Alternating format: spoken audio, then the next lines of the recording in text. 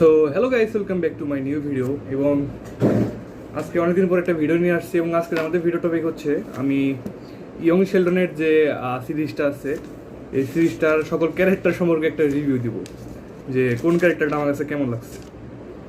আমি আগে ক্লিয়ার করে নিই যে দ্য বিগ ব্যাং থিওরি এবং হচ্ছে জর্জি এবং ম্যান্ডিস ফার্স্ট ম্যারেজ এই দুইটা আমি দেখি নাই, দেখার ইচ্ছা নয়। আমি ইয়ং শেলডন শেষ করছি। প্রথমে আমরা শুরু করবো হচ্ছে অবশ্যই শেলডনের দিয়া। শেলডন ছিল মানে যথারীতি স্মার্ট, জিনিয়াস, ভালো ছাত্র, নিয়মানুবর্তিত আছে, রুলস পছন্দ করে, রুলস মানে, মিথ্যা কথা বলে না, এইসব। আমি যদি মানে শেলডন রে সব কিছু বিবেচনা চিন্তা করে মানে করে দেখি, তাহলে দেখা যায় যে ও ছিল না একটা অসামাজিক প্রাণী। হয়তো বা ভালো ছাত্র ছিল, জিনিয়াস ছিল, কিন্তু সামাজিক কোনো গুণাবলী ছিল না। শেলডন ছিল একাধারে অহংকারী, স্বার্থপর, হিংসুক। এর মেন্টালি ছিল যে না, আমারই সবচেয়ে সুপিরিয়র হইতে হবে, আমার সব থেকে বেস্ট হইতে হবে, এমন একটা ধ্যান ধারণা ছিল আর কি। পাশাপাশি শেলডন কোন পরিস্থিতিতে কি বলতে হবে বা কোন জায়গায় কি বলতে হবে, কারে কি বলতে হবে, পরিবেশ বুঝতো না। তারপর দেখা যেত যে একটা খুব মজার কাহিনী আছে যে শেলডন সময় ধরে শিডিউল করে হাঁকতো। ও শিডিউল করে ঘুমাইতে চাইতো শনি, রবি, সোমবার, ওর এক 7টা দিনের জন্য, 7টা বারের জন্য 7 রকমের মজা ছিল। যাই হোক, তো আমাদের নেক্সট টপিক হচ্ছে, নেক্সট ক্যারেক্টার হচ্ছে ম্যারি কুপার। আমার কাছে পার্সোনালি ম্যারির অনেক ভালো লাগছে। দেখা যাচ্ছে পুরো ফ্যামিলিটার আঠা ছিল ও। তবে কিছু ক্ষেত্রে দেখা গেছে যে অনেক ওভার অ্যাক্টিং করছে শেলডন রে নিয়ে, বা শেলডন রে খুব বেশি প্রায়োরিটি দিতে যাইয়া ও মিসি এবং জর্জের প্রতি খুব করছে আর কি। জর্জিরে তো মোটামুটি আর কি কেউ করতো না, দাম দিত না, তবে আর কি অপদার্থ বা ডাম্প ইডিয়ট বলে করতো। ওইটাতে আমি পরে আসবো। তবে ম্যারির কিছু ক্ষেত্রেই আছে যে মানে শেলডনের এই ধরনের মানে অসামাজিকতা এবং স্বার্থপরতার দিকে উঠে আসার পেছনে বড় একটা হাত আছে। এটা ঠিক যে ম্যারি অনেক চেষ্টা করছে তাদের শেলডনের সামাজিক বানাতে পারে, বিভিন্ন সামাজিক অনুষ্ঠানে ধাক্কা মারতে পারে, তুই যা। কিন্তু দেখা যায় যে শেলডনের খুব ছোট ছোট ইয়াতে আর কি ম্যারি যে করতো যে my baby, oh baby, Sheldon baby, এরকম বইলে সব কাজ করে দিত, যার কারণে শেলডন রিয়েল লাইফে কেমনে চলাফেরা করতে হয় এটাই শেখে নাই। তারপরে হচ্ছে জর্জ কুপার। শেলডন সিরিজে যদি আমার কোনো একটা ক্যারেক্টার ভালো লেগে থাকে, ওইটার মধ্যে অন্যতম একটা হচ্ছে জর্জ কুপার। একজন আদর্শ বাপ, প্রচন্ড ধৈর্যশীল একটা লোক।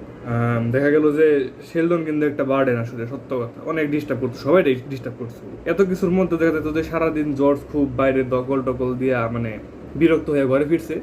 শেলডন ওরে যে অদ্ভুত আজব একটা আর কি প্রশ্ন করতো, যে জিনিসের জর্জের আর কি কোনো বোধগম্যই নাই, ওর আইডিয়া নেই। তারপরে জর্জ কোনোদিনও মুখের উপর না করে নেন শেলডনরে যে না, তোমার কথা শুনবো না। জর্জ ওর কথা শুনতো।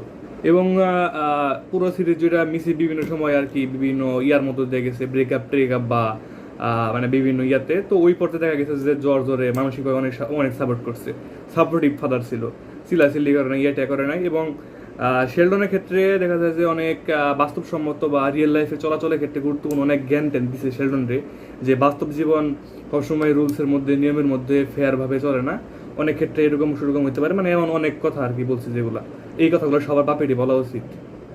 আমি আশা করতেছি আমি বড় হইয়া জানি জর্জের মতো একটা বাপ হই। তো আমাদের 3টা ক্যারেক্টার গেল। আমাদের নেক্সট ক্যারেক্টার হচ্ছে মিসি।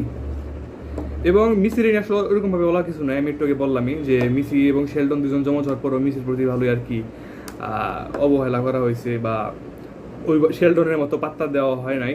তারপরও আর কি অত যে করছে তাও না, মিসির যথেষ্ট আদর করছে। মিসির বেশি আদর করছে হচ্ছে মিসির বাবা। মিসিও আর কি ওইভাবে মানে শেলডন ওরেও ডিস্টার্ব করছে অনেক, ওইভাবে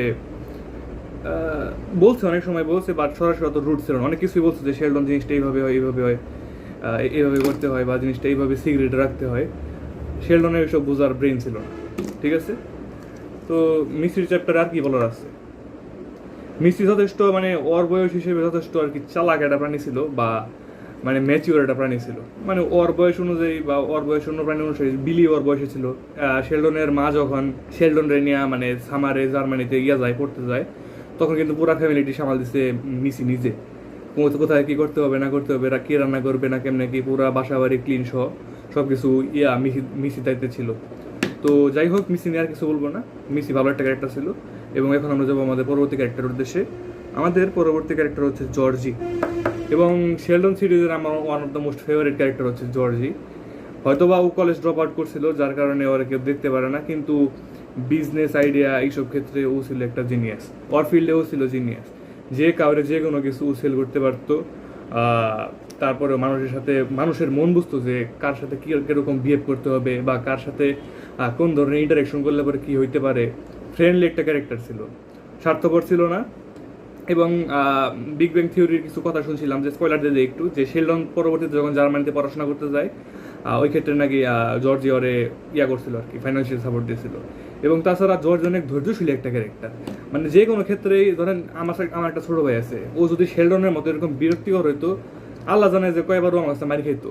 ওইসব ক্ষেত্রে দেখা যায় যে জর্জি অনেক একটা মানে ধৈর্যশীল ক্যারেক্টার ছিল। জর্জের একটা দিকে আমার ভালো লাগে যে ও অনেক মেয়ে পছন্দ করতো আর কি, মানে মেয়ের প্রতি আলাদা রকমের দুর্বলতা ছিল, যার কারণে আর কি ঠাস করে 17 বছর বয়সে আর ম্যান্ডির বিয়ে করার লাগে।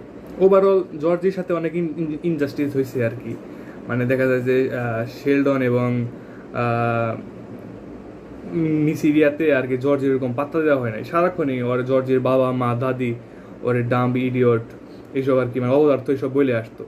তবে জর্জের কোনো সময় রিয়েক্ট করতে দেখি নাই যে না তোমরা আমার প্রতি এরকম করতেছো কেন, শেলডনের প্রতি এমন করো না বা মিসের প্রতি এমন করো না, অবহেলা করাইতেছে। ও এই ধরনের কোনো অভিযোগ কোনো কালে করে নাই, ও ওর মতো আগে গেছে, ওর মধ্যে ছিল। এবং আইডিয়া করা যায় যে ইয়াতে ও ওর বয়সের আগে মেসিওর হয়ে গেছে। ঠিক আছে, তো জর্জ হচ্ছে আমার one of the most favourite character. তারপরে আমরা যাব হচ্ছে কনি। শেলডনের মধ্যে যদি সব থেকে কুল কোনো ক্যারেক্টার থাকে এটা হচ্ছে কনি। কিছু ক্ষেত্রে শুরুর দিকে আমার অনেক রুট লাগছে যখন মানে শুরুর 2-3টা সিজন, কারণ দেখতাম যে কনির ব্যবহার জর্জের প্রতি খুব বেশি ভালো না। কনি অবশ্যই মানে কনি চাইছিল ম্যারি আর একটু ভালো বিয়ে করুক, ম্যারি এবং জর্জ যেহেতু প্রেম করে বিয়ে করছে, তো মানে এটা আর কি বোঝা যায় যে এত বছর পরে এসে আর কি কনি আর মানে জর্জ যে বেশি মানতে পারে নাই। তবে অন্যদিক থেকে বলা যায় যে কনি তার মেয়ে এবং তার নাতি নাতনিদের ক্ষেত্রে অনেক সাপোর্টিভ ছিল অনেক ক্ষেত্রে আর কি, মানে স্পেশালি মিসির ক্ষেত্রে দেখা যায় যে মিসির সোশ্যাল লাইফের অনেক কিছুই মিসি কনির সাথে শেয়ার করতো এবং ওই অনুযায়ী আর কি কনি ওর সাজেশন দিত। মানে মিসির আর কি সব থেকে ভালো বন্ধু ছিল কনি, যা বলা যায়। এবং কনির আর একটা গুণ ছিল, কনি বুড়া হইলেও কনি ছিল সুন্দরী। এবং কনির আর কি এই বয়সে এসে আর কি কন্ট্রিবিউশন অনেক আর কি ছেলে বলা যায় না, অনেক পুরুষ ঘুরতো। ওই ক্ষেত্রে কনির ছিল হাই ডিমান্ড। যাই হোক, কনি নিয়ে আর কি বলবো, কনি ভালো একটা ক্যারেক্টার, এটা তুই আর কিছু নাই। জর্জের প্রতি একটু ভালো ব্যবহার করলে এটা একটা পারফেক্ট ক্যারেক্টার হইতো। তবে মিমো হিসেবে কনি আউটস্ট্যান্ডিং। আমরা এরপর কথা বলবো হচ্ছে ডক্টর জন স্টারজিস। অ্যাজ ইউজুয়াল শেলডনের মতো আমি ওনার একটা প্রতিবন্ধী আখ্যা দিব। মানে এনারা আর কি এত বেশি পড়াশোনা করছে বা একটা জিনিস নিয়ে এত বেশি ঘাটাঘাটি করছে যে বাস্তব দুনিয়া নিয়ে আইডিয়া খুব কম। এবং যখন ডক্টর স্টারজিসের কথা বললাম, আমরা এখন তাহলে ডক্টর লিংলিডার নিয়ে কথা বলতে পারি। এবং লিংলিডারও একজন বিজ্ঞানী ছিল, স্টারজিসের সমপর্যায়েরই। তবে লিংলিডার আর কি এই পর্যায়ে ছিল আর একটু ম্যাচিউর বা মানে আর একটু স্টেবল মানসিকভাবে, এবং যথেষ্ট ধৈর্যশীল একটা লোক ছিল। মানে এরকম একটা মানে বিশ্ববিদ্যালয়ের সিনিয়র প্রফেসর হওয়ার পরে আর কি শেলডন যেভাবে যে ওনার ডিস্টার্ব করতো, মানে এটা মানে আনবিলিভেবল। এবং শেষে শেলডন যখন জার্মানি যায় ওর ফাইন্যান্সিয়াল সমস্যার সময় টাকা দেওয়া সাহায্য করছিল। ঠিক আছে, তো আমাদের ডক্টর লিংলেটার পর্যায়ে শেষ। তারপরে আছে হচ্ছে বিলি ক্যারেক্টারটা আমি শুরুতে ভাবছিলাম কি যে বিলি হচ্ছে বুলি টাইপ কিছু, কিন্তু পরবর্তীতে দেখি যে না, বিলি খুবই কিউট ভদ্র একটা ক্যারেক্টার। এবং পার্সোনালি আমার বিলিটা খুব ভালো লাগছে। আমি যখন শুরুতে মানে সিজন 1-এর এপিসোডটাকে বিলিটা দেখি, মানে ছোট্ট গোলগাল আর কি বুলি টাইপ চেহারা ছিল। এবং মানে সিজন যত আগায় বিলি যত বড় হয় তত আর কি মানে গাল আর চোখ চাপতে থাকে এইভাবে ভোটকা হইয়া। ঠিক আছে, ওভারঅল বিলি খুব একটা মজার ক্যারেক্টার, ইনোসেন্ট একটা ক্যারেক্টার। ঠিক আছে, তারপরে আমরা কথা বলবো ব্রেন্ডারে নিয়ে। ব্রেন্ডা ক্যারেক্টারটা আমার শুরুতে খুব বেশি ভালো লাগতো না, রুড মনে হইতো। বাট মানে এক পর্যায়ে আমি স্পয়লার দিয়ে দিই একটু, জর্জ এবার আর কি হয় হাসপাতালে ভর্তি হয়, তো ওই সময় আর কি ওই সময় পর থেকে ব্রেন্ডা ক্যারেক্টারটা আমার খুব মজার লাগছে, ইন্টারেস্টিং একটা ক্যারেক্টার লাগছে। যে জর্জ বা ব্রেন্ডার ছোট্টখাট্টো আর কি মানে টাইপ আর কি একটা অবস্থা সৃষ্টি হয়েছিল, ওই ক্ষেত্রে আমার ব্রেন্ডারের খুব ভালো লাগছে। তারপরে হচ্ছে ডেল ক্যারেক্টারটা আমার লাগছে অনেকটা মনে হচ্ছে যে যথেষ্ট সাপোর্টিভ একটা ক্যারেক্টার, অনেক ম্যাচিউর একটা ক্যারেক্টার। দেখা যায় যে কনি প্রথমে প্রেম করছিল হচ্ছে ডক্টর স্টারজিসের সাথে, তার আগে একটা ইহুদি লোকের সাথে প্রেম করে নাই, মানে কিছু একটা টাইপ ছিল আর কি। এবং ডেল কিছু ক্ষেত্রে ডক্টর লিংলেটার যেহেতু ম্যাচিউর আর কি, বা আরেকটু আর কি কাইন্ডার স্বার্থপর টাইপ। বাট কনির ক্ষেত্রে যথেষ্ট সাপোর্টিভ ছিল। টর্নেডোতে ঘর উড়ে যাওয়ার পরও সাপোর্ট করছিল, বা যে স্পয়লার দিতেছি কিন্তু আমি, ঠিক আছে, বা যখন হচ্ছে কনি আর হচ্ছে জর্জি মেক্সিকো বর্ডারে ড্রাগস মানে সিগারেট নিয়ে ধরা খায়, তখনও ডেল ওদের সাহায্য করছিল। ডেল পুরো সিজন জুড়ে মানে কনির অনেক সাহায্য করছে। জর্জি যখন চাকরি চলে যায় তখন জর্জি ওইখানে কাজ করতো, বা জর্জি তার কাজের শুরুর দিকে ওইখানে কাজ করতো, বা জর্জি তার বিভিন্ন সমস্যা কেটে ডেলের কাছ থেকে পরামর্শ নিত। ডেল অনেক সাপোর্টিভ একটা ক্যারেক্টার ছিল কনির ফ্যামিলির জন্য এবং কনির জন্য, ঠিক আছে। আমাদের নেক্সট ক্যারেক্টার হচ্ছে ম্যান্ডি।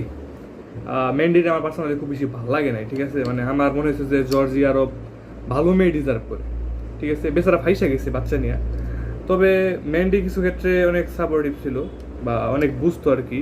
দেখা যায় যে যখন সিজি প্রেমে ছিল, পেটে ছিল ম্যান্ডির, তখনও ও আর কি জর্জির যেহেতু তোদের বিয়ে হয়েছিল না, যে জর্জি তোমার একটা লাইফ আছে, তুমি বাইরে আর কি ডেটে যেতে পারো অন্য মেয়ের সাথে, বা প্রেম করতে পারো, এই টাইপই আর কি। তবে আমার পার্সোনালি ম্যান্ডিরে ভালো লাগে নাই। আমি মনে করি এখনও যে জর্জি আর কি আরও ভালো মেয়ে ডিজার্ভ করে, এবং ম্যান্ডি আর কি কাইন্ডা ডমিনেটিভ টাইপ, ঠিক আছে। আমি অবশ্যই ডমিনেটিভ টাইপ মেয়ে পছন্দ করি না যে আমার ডমিনেট করবে, ভালো লাগে নাই ম্যান্ডিরে। যাই হোক, তারপরে হচ্ছে পেইজি। তো এখন কথা বলবো হচ্ছে পেইজিকে নিয়ে। তো পেইজি কিন্তু শেলডনের চাইতে বেশি স্মার্ট ছিল। দেখা যাচ্ছে যে আমরা বিভিন্ন ক্ষেত্রে দেখতাম যে বিভিন্ন ইউনিভার্সিটি এরিয়াতে বা পেইজি শেলডনের থেকে বেশি জিনিস ছিল, এবং শেলডন ওটা প্রচণ্ড আর কি হিংসা করতো, দেখতে পারতো না, যার কারণ পেইজি শেলডনের থেকে বেশি জিনিয়াস, মানুষ পেইজের বেশি দাম দেয় এই কারণে। তবে ও সামাজিকভাবে অনেক অ্যাক্টিভ ছিল, সোশ্যাল ছিল, অনেক কিছু বুঝতো, কোথায় কী বলতে হবে, কেমনে কী করতে হবে, কোন পরিবেশে কী করতে হবে, এইসব নিয়ে ওরা অনেক ভালো আইডিয়া ছিল। মানে পেইজি ছিল মেনলি শেলডনের একটা অ্যাডভান্সড ভার্সন, পারফেক্ট ভার্সন আর কি। কিন্তু ওর ফ্যামিলির বিভিন্ন ইস্যু কারণে আর কি ও কাইন্ডা স্পয়েলড হয়ে যায়। অন্যথায় পেইজি একটা বেস্ট ক্যারেক্টার এবং আমার ক্রাশ। আচ্ছা, তো মোটামুটি আজকে মানে এই কয়টা ক্যারেক্টার নিয়ে আমি কথা বললাম, মানে মেইন ক্যারেক্টার যেগুলো, মানে শেলডন সিরিজের সবথেকে মজার বিষয় হচ্ছে কি যে লেখক অনেকগুলা আর কি ক্যারেক্টার আনতে পারছে এখানে, মানে ইউনিক ক্যারেক্টার কি, যেটা কিনা এই সিরিজটা প্রাণবন্ত করছে। তো আমাদের আজকের এই ভিডিওটা এই পর্যন্তই, এবং মোটামুটি এটা রিভিউ দিয়েছি। তো কারো যদি একটু ভিন্নমত থাকে বা একটু আলাদাভাবে কোনো ক্যারেক্টার দেখে থাকেন, প্লিজ আমার কমেন্টে জানাবেন, এবং আমরা সেটা নিয়ে আলোচনা করব, নতুন কিছু শেখার চেষ্টা করব। সবাইকে ধন্যবাদ।